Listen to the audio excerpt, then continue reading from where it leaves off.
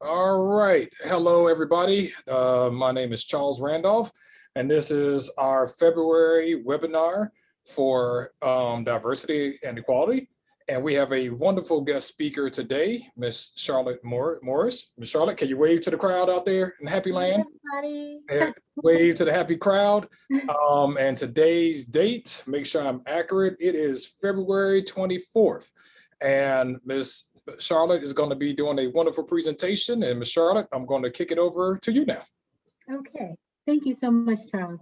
No problem. Oh, and one thing I'll tell people too, if you could, just any of the guest speakers, any of our attendees, just make sure your microphone is muted and your camera is turned off too, so we get a full screen view for Ms. Morris. All yours. Okay, thank you so much. And I'm going to bring up my screen and start the presentation. I'm going to turn off my screen here, my video screen, and go to the presentation. Okay, yeah, Charles is saying I can't share.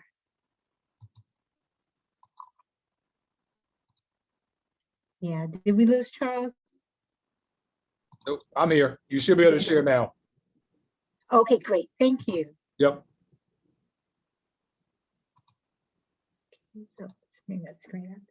And can everyone see my screen?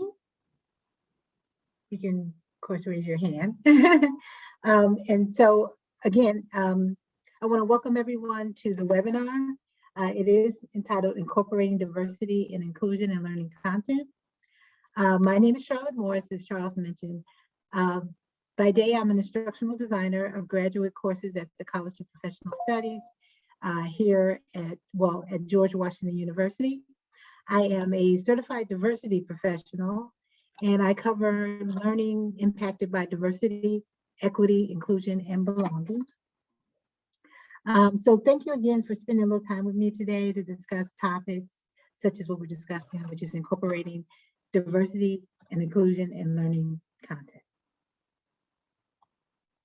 So, gonna move along here. So again, I'm Charlotte Morris, instructional designer with the George Washington University. Okay, so this webinar will link the connection between diversity and inclusion and the development of learning content. After completing this session, you will have a general understanding of common D&I terms, how D&I methodology can be used in content development, and also the importance of applying D&I in the development of learning content. We will achieve the learning objectives on today's agenda by tying D&I terms with content development. So we're going to start with our first term. This is a common term. It's actually included in the title, which is diversity. So what does diversity mean? Well, simply put, diversity is the range of human differences. A broader definition of diversity is the practice or quality of including or involving people from a range of different social and ethnic backgrounds and of different genders, sexual orientations, and so on. So when developing learning content with diversity in mind, you have a number of viable options. For example, at a basic level, when developing a science lesson, you can incorporate images that showcase a diversity of photos with people from various ethnic backgrounds. This simple measure is really highly effective because students are able to associate themselves and others with the concepts of the lessons. So the second D&I term, some of you may have heard or might be somewhat familiar with. It is called conscious bias. It's also known as explicit bias. Conscious bias refers to the attitudes and beliefs we have as a person or group that we are aware of on a conscious level. Conscious bias is to be aware, intentional, and responsive. Significant improvements have been made in identifying and addressing conscious bias in the learning space. We have laws and policies now in place to prevent explicit prejudices based on race, age, gender identity, physical abilities, religion, sexual orientation, and many other characteristics. So when it comes to conscious bias, one of the things that we need to understand is that it should be completely avoided in the content development process. We need to be careful not to casually incorporate stereotypes or promote controversial beliefs. The information that we do present should not cause confusion and create an atmosphere where learning is not conducted in an open and safe space. Also, please note, we will be covering the topic of safe spaces later in this webinar.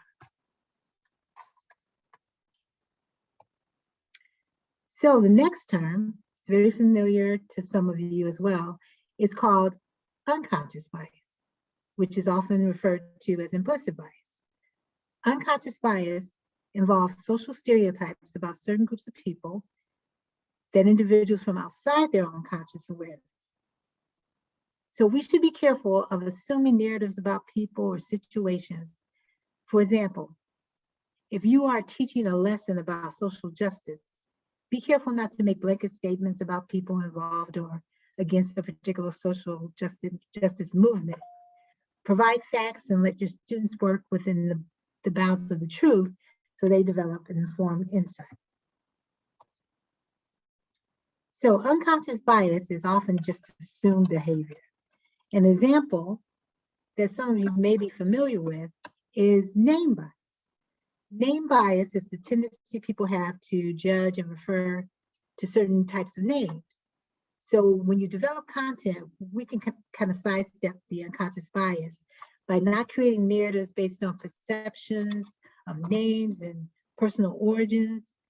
When designing learning content, be careful not to infuse any of your unconscious bias about a topic or a subject.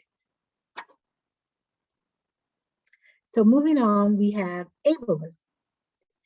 Ableism is the belief that disabled individuals are inferior to non-disabled individuals. This belief leads to discrimination toward and oppression of individuals with disabilities and physical differences. One recurring theme with ableism is the subject of accessibility. Accessibility is very near and dear to my heart. It's something that we work on a very conscious level on the job. So accessibility is important in the learning environment. Since we are now in a hybrid or possibly 100% online learning environment, a good idea is to stop and measure your accessibility. So one simple check is to ask your students if what they see on the screen is clear and easy to read. Their feedback should serve as a guide to building and rebuilding your on-screen learning materials. So the next term is ally.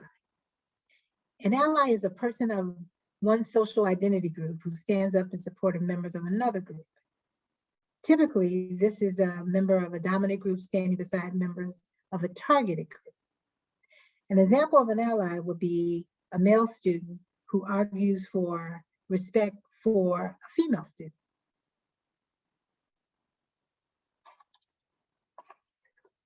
So incorporating or possibly showing allies are one of the best ways to show inclusiveness in particularly on very hot topics. And lately we've had to deal with a lot of that. So it gives a well-rounded perspective on an issue. So you see it basically from four sides. You don't see it just from the middle. So what often happens is these issues affect the community at large, so it's going to affect your students in ways we may not be aware of. But including allies is a very easy way to make sure that you get all perspectives involved. As an example, allies make great guest speakers, and they also can be included in your learning materials. So remember to include traits of an ally if you're going to be developing content about it. And allies, they take on a cause as their own. That's one of the traits of an ally. A second trait is they transfer the benefits of their privilege or power to those who lack it. And thirdly, an ally will amplify voices of the oppressed before their own. So next up, we have equality.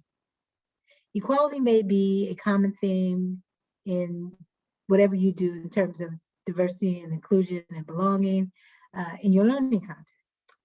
So what is equality? Equality means anyone or everyone should receive the same treatment, the same chances, the same resources, and so on.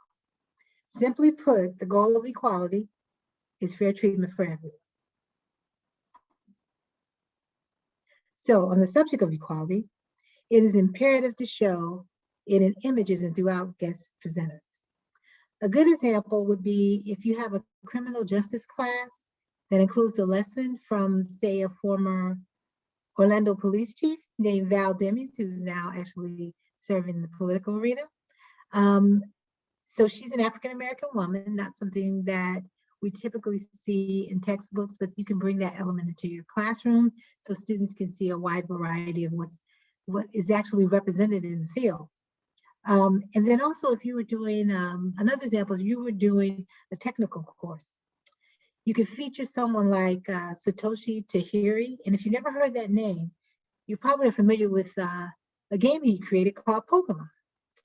And the unique thing about Tajiri is he has Asperger's syndrome. He, not a lot of people know that, but he's done absolutely marvelous things. And he has shown that given the opportunity, you can do basically anything you want to do, anyone can.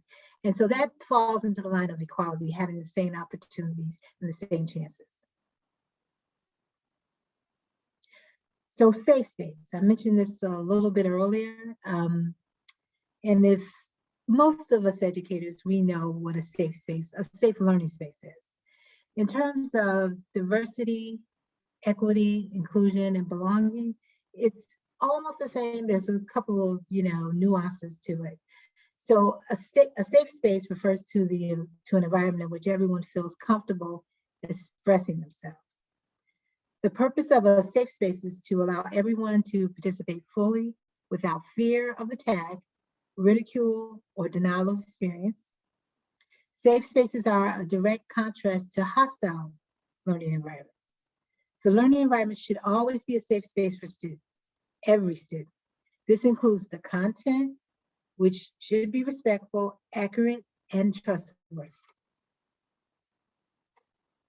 So in the classroom, you can create content or even signage that promotes a safe learning space. When you're designing content for an online course, you can promote a safe space by maybe adding a welcome statement or possibly include a written commitment to inclusion. So it gives your students a heads up that this is the environment they're operating in. So your learning environment should be a safe space at all times. No matter the environment, every student should feel comfortable with asking questions and receiving answers without ridicule or disapproval. So we're moving on to another term that maybe some of you have started to hear more about. It's called microaggressions. So microaggressions are verbal, behavioral, or environmental indignance. Microaggressions can be intentional or they can be unintentional, but quite often they are hostile, derogatory, and offensive.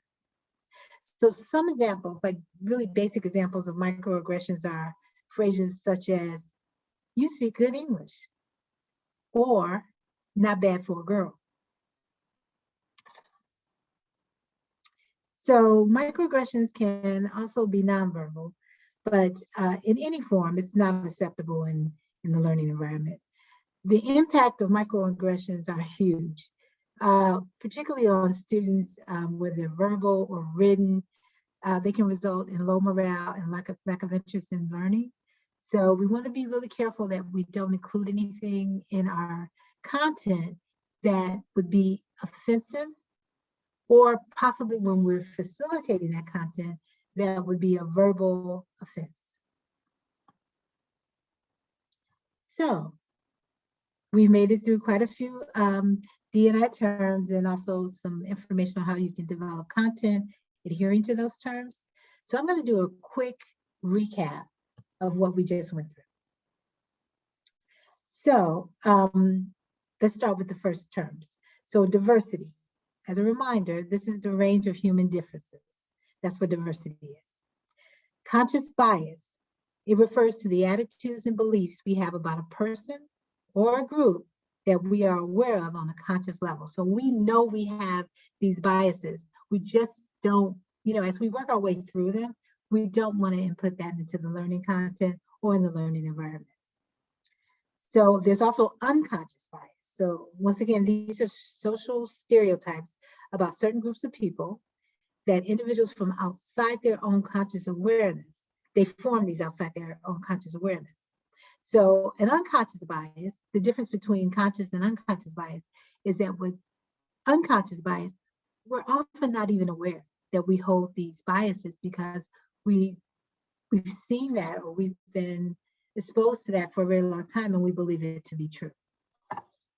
Then there's ableism, which is the belief that disabled individuals are inferior to non-disabled individuals, and we know that that is not the case. And then we have an ally.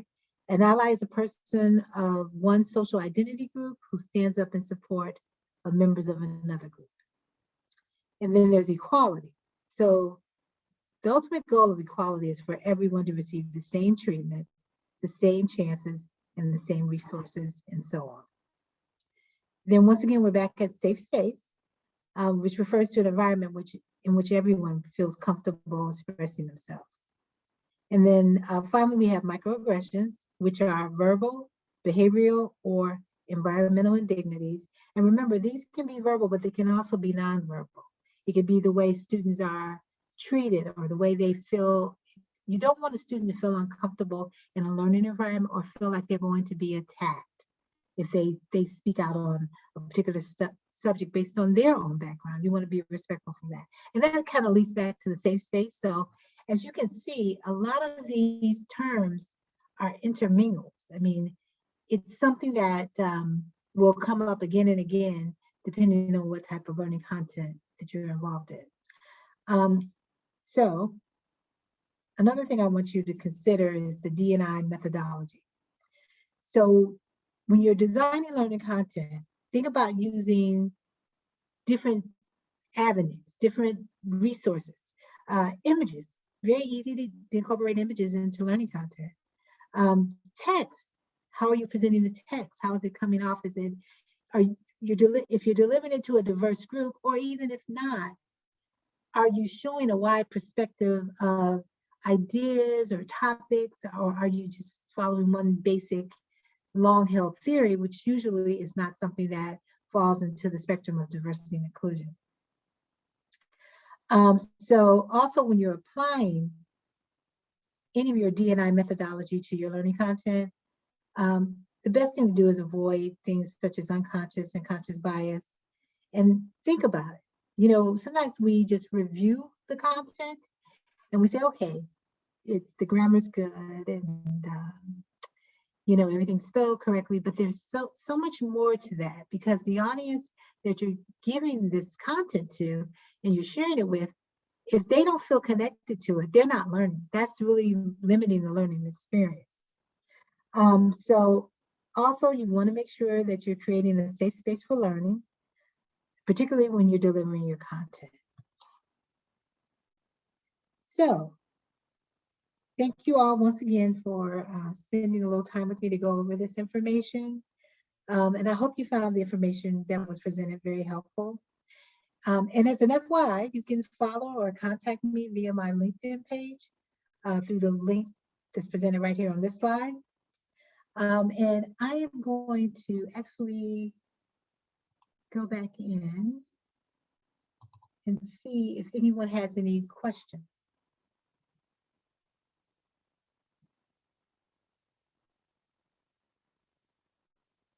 Don't be shy.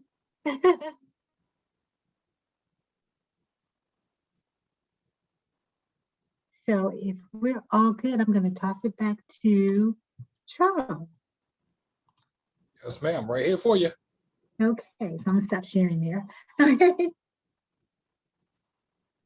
Okay, well, hopefully everybody gained some new and insightful information from our wonderful presenter. We're gonna do some virtual claps. I think I can clap in real time, in real person. You're getting a lot of thank yous and great job and very informative information. And we got our virtual claps going on, so that's good. Thank you, guys. You did a great job for our February webinar session, Ms. Morris, and this session was recorded, so we're glad that it was recorded for everybody. And this will be on the VSTE website probably by later on this week, early next week, for folks to review and watch later on. So no, thank you again, Ms. Morris, for presenting. And again, everybody can check out the video link and be on the VSTE Diversity website. And thank you. Happy Wednesday, and everybody be safe and have a great day of learning and helping everybody out. And let's see, Ms. Morris, I'm going to officially stop the recording now.